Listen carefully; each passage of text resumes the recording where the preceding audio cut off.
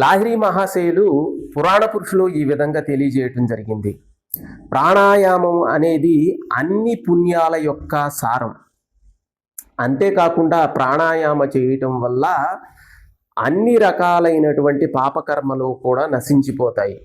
అవి పూర్వ జన్మలకు సంబంధించిన కర్మలు, ఈ జన్మలో చేసినటువంటి కర్మలు, అన్ని రకాలైనటువంటి కర్మలు కూడా ప్రక్షాళన చేయటం జరుగుతుంది.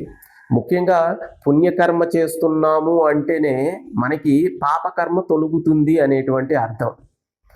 అయితే ప్రాణాయామాలు మనం చేసేటువంటి పుణ్యాలు అంటే పూజలు, లేకపోతే తీర్థయాత్రలు, లేకపోతే గంగా, యమున, సరస్వతి ఇలాంటి వాటిల్లో మునిగేటువంటి రకరకాలైనటువంటి కార్యక్రమాలు ఏవైతే ఉన్నాయో అవన్నీ కూడా శ్రేష్టమైనవే.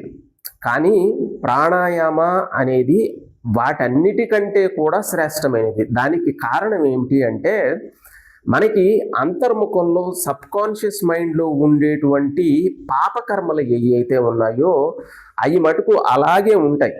మనం ఈ చేసేటువంటి పూజలు, లేకపోతే వ్రతాలు, లేకపోతే పుణ్యక్షేత్రాలు తిరగటం వల్ల వచ్చేటువంటి పుణ్యఫలాల వల్ల మనకి సుఖం కలుగుతుంది.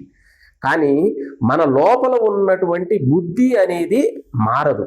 దానివల్ల పుణ్యకర్మలు చేయటం వల్ల వచ్చినటువంటి సుఖాన్ని మళ్ళీ పాపకర్మలు చేసి మళ్ళీ పాపంలో పడటం అనేది జరుగుతుంది.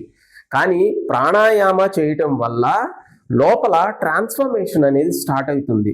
అంటే లోపల బుద్ధి అనేది వికసించటం అనేది మొదలవుతుంది. మనస్సు అనేది చంచలత్వాన్ని కోల్పోయి స్థిరత్వంలో ఉన్నటువంటి సుఖాన్ని, ఆనందాన్ని అనుభవించడం మొదలవుతుంది.